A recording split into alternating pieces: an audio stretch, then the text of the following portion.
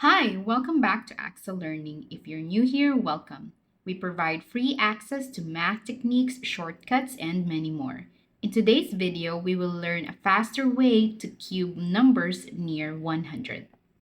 In this example, 108 cubed. Step 1. Compare the number with 100. 108 minus 100 is positive 8. Step 2. Thrice the difference. 8 times 3 equals 24. Then, if the difference is positive, add thrice to 100. 100 plus 24 equals 124. Step 3, append 4 zeros to 124, and that is part 1 of the answer.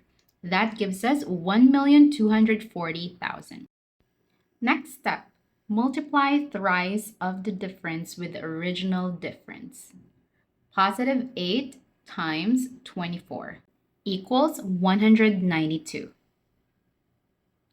Step 5, append 2 zeros to 192, and that gives us 19,200, and that is part 2 of the answer. Step 6, calculate the cube of the original difference. 8 cubed equals 512, and this is part 3 of the answer. Then simply add all the 3 parts of the answer.